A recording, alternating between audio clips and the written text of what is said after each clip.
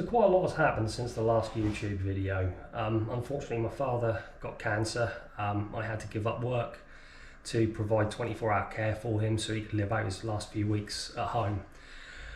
That's caused all kinds of financial knock-on effects and obviously a complete lack of enthusiasm for anything car related.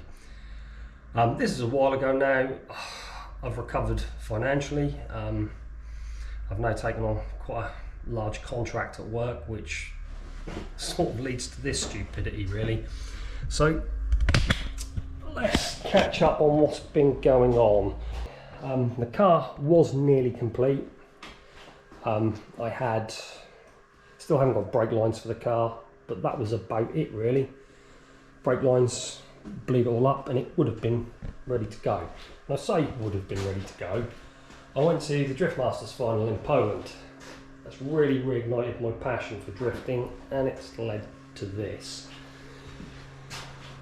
I've made the decision that a kind of posh practice day car or low-level competition car, depending on which way you want to look at it, doesn't really interest me in all honesty. That's why it's taken so long to get to the stage it has.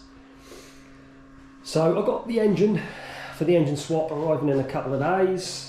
I've bought a complete 350Z rear subframe package, and there are a few reasons for this. The diffs are relatively strong.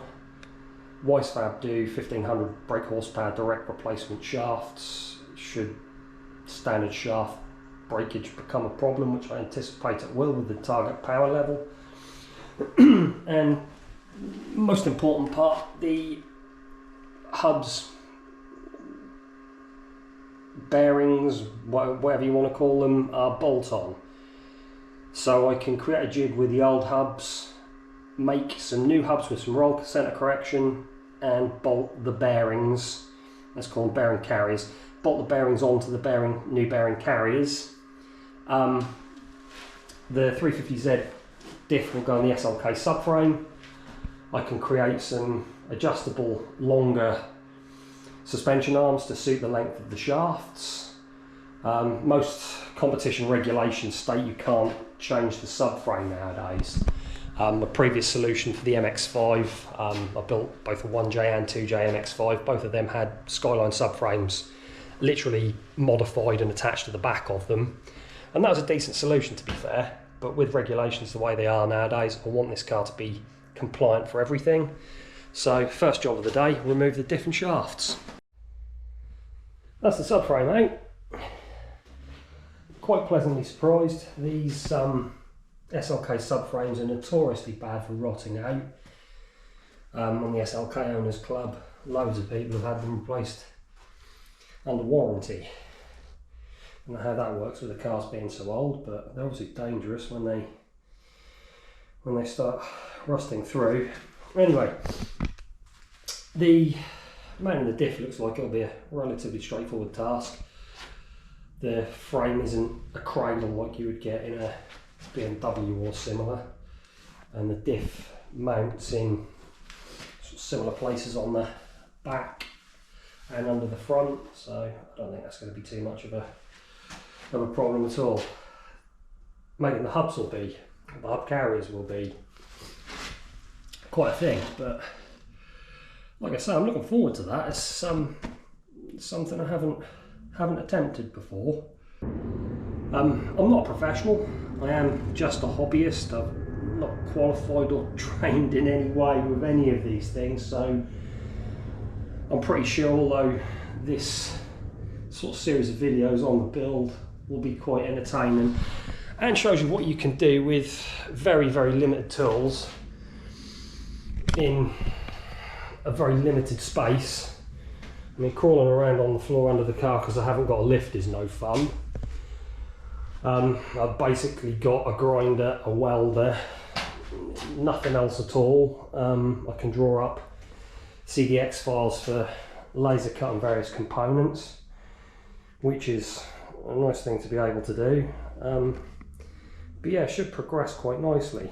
I'm assuming I can just make a jig for the old hub, create a new one in flat plate tube, new bushes where needed, or maybe rose joint the end of the new arms I'm going to make, and then bolt the hub from the 350Z onto the custom hub carrier, which is what I'm going to call it, I've decided. The engine swap, I won't reveal what that is quite yet, but if anybody knows me, they'll be quite shocked to hear it's not any form of JZ. No 1J, no 2J, something completely different this time, that's much more suitable I think for a smaller chassis. Although the MX-5 with the 1J in worked phenomenally well, I think it'd be a little bit better to keep the weight down and the engine position further back if possible. This being a longer wheelbase car, and hopefully still a similar weight, should be pretty competitive by the time I've finished. So yeah, I'm really looking forward to continuing with this build. I can't find any information on this particular swap into this car, which is surprising because I thought they'd put these things in everything nowadays. But I can't find one that has been done. So having said that, I mean, an SLK is quite a strange sort of chassis choice, to be fair. But I do like the little convertibles, they're fun to drive. So I'll be interested to see how this proceeds and what problems I have to encounter and overcome along the way.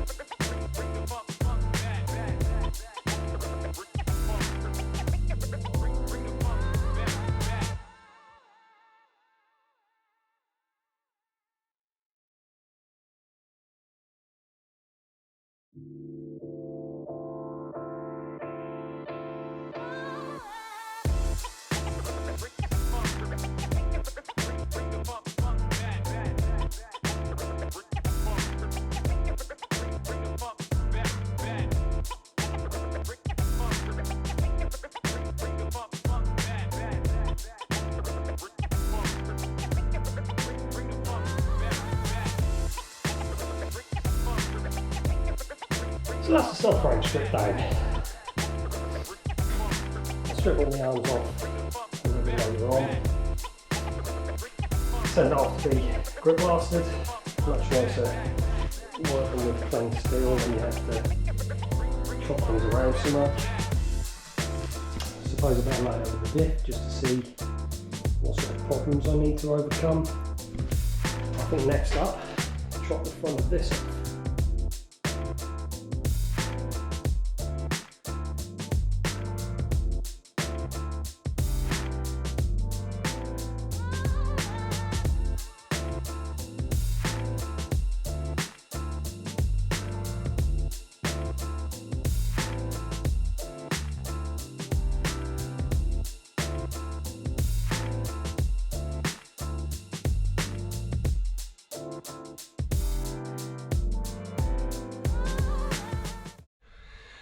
So that's the front end cut off. Just makes access far easier when you're doing an engine swap. The engine will quite easily slide in and out. The Mercedes steel is also quite thick, so it will remove a little bit of weight, and I can create a far more effective impact structure on the front end. Regulations state that you're not allowed to cut the body or floor anywhere between the suspension mounting points. So basically here, I'll go straight across the front there. I'll trim these back a little bit later on, nice and straight and tidy, but for now that has given me the clearance I need for when the engine arrives in a couple of days, just to slide it in there and see what I've got to work with. So that's about as far as I'm going to get today. I've still got to strip the interior right out, all the fuel system, fire extinguisher, battery, seat, steering column. Obviously all the old wiring loom can come out now because it will be standalone, which is a relief because it's a mess. That's the one thing I really didn't like about this build previously. And then when the engine arrives, I can pop that in, see what I've got. I think I'm going to do a proper dry fit on everything this time. Generally I paint the car first, then make the engine, seat, steering wheel, well, everything fit, and you can't be off scratching the paintwork. So I think I'll do it the right way this time and get the engine in first, get the engine mounts all fabricated. The interior is pretty much together, although I'll need a bucket seat with side head restraints. That was just a basic one because the idea was for practice days to begin with. I'm going to need some testing because I haven't driven for a while, but I think straight in a competition when this thing is done. Fuel tank, I think I'll probably put an FIA one in there. The battery location is fine. The fire extinguisher probably put next to the battery to free up some space for the rear mount radiator. Yeah, what else needs improvement? I might buy a slightly nicer handbrake now. Yeah, that's about it for today.